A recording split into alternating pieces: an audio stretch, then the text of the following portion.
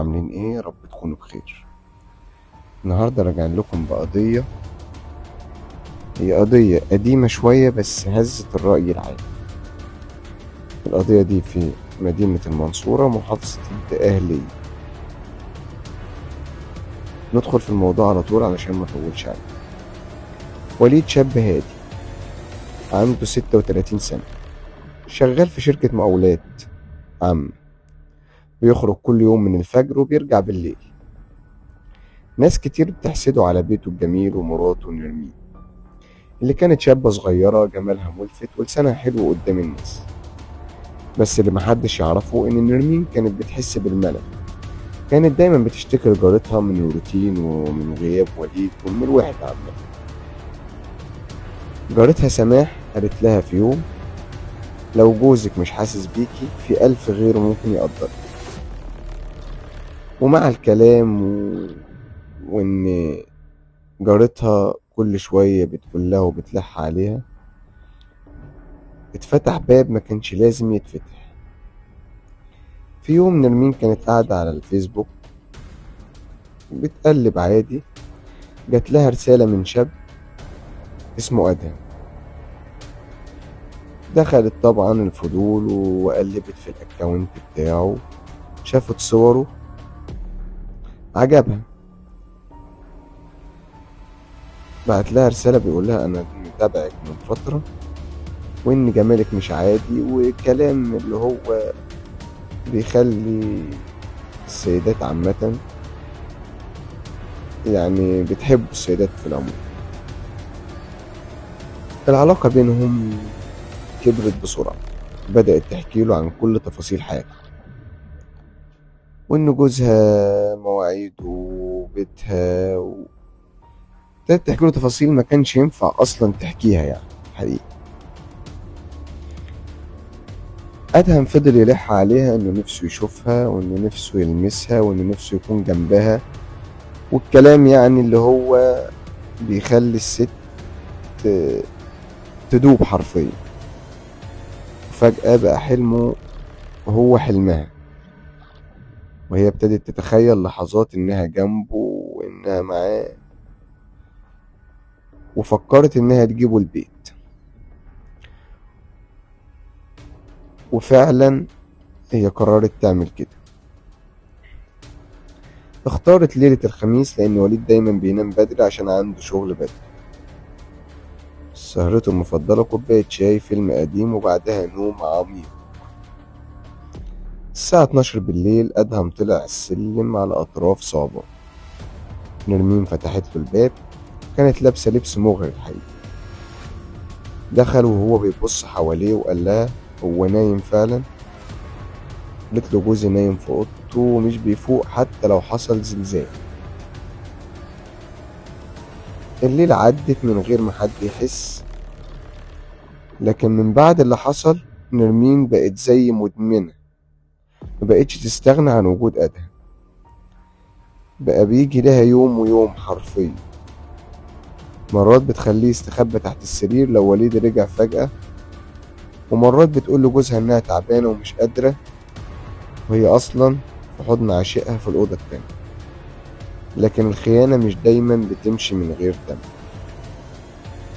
مروان أخو وليد كان شاكك في تصرفات نرمين، شافها مرة خارجة من العمارة وفي وراها شاب غريب، صوره من بعيد وبعت الصورة لوليد وقال له: اوعى تكون آخر من يعلم. وليد ساعتها ابتسم وقال: أكيد صاحبه، واحدة من الجيران. بس الشك بدأ ياكل فيه زي أي حد يعني. ركب برنامج تجسس على موبايل نرمين وهي نايمة، وبدأ يراقب كل رسالة وكل مكالمة وكل صورة. والمصيبة إنه شاف فيديو بعينيه مراته على سريره مع راجل غريب وهو نايم في الأوضة التانية وقتها. وليد قرر إنه ما يواجهش على طول. وليد قال إن الخيانة مش بس جريمة، دي طعن، والطعن لازم يترد بطعن. اختار ليلة الجمعة، ادعى إنه تعبان ونام بدري وهو صاحي وبيراقب كل حركة. الساعة 12:55 بالظبط جرس الباب رن. فتحت نرمين لأدهم ودخل بنفس الثقة اللي متعودين عليها دايما هو وهي. وليد خرج من أوضته بعد 10 دقايق، ما دخلش عليهم على طول، راح المطبخ جاب سكينة وساطور كان هو اللي مجهزه، وفتح باب الأوضة عليهم. فجأة لقى مراته نايمة في حضن عشيقها، وأدهم بيضحك وبيقول أهو أحلى من جوزك. وليد ما تكلمش، هجم على أدهم وطعنه أول طعنة في رقبته.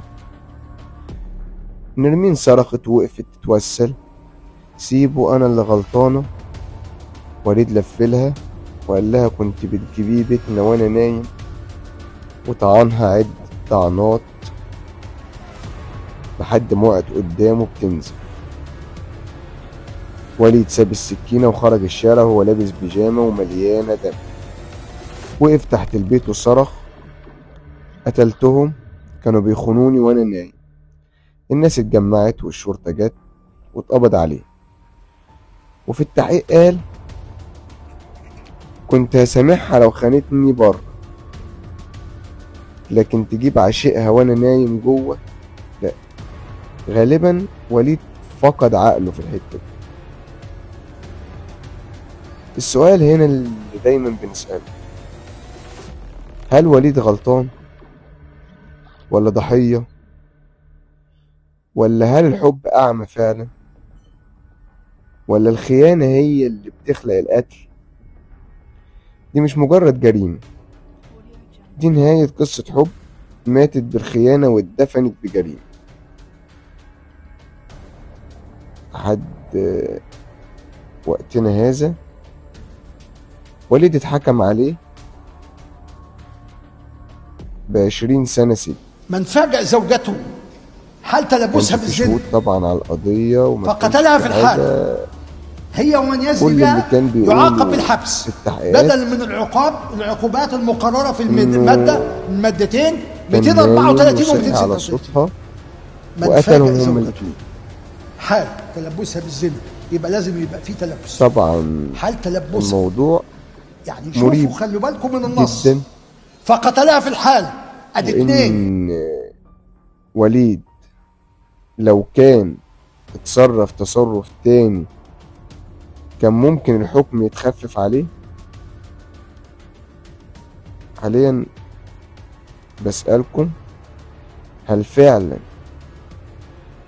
كان غلطان في التصرف ولا هو ضحية فعلا؟ مستني آرائكم في الكومنتات، وإن شاء الله مع بعضينا في قصة جديدة بإذن الله وقضية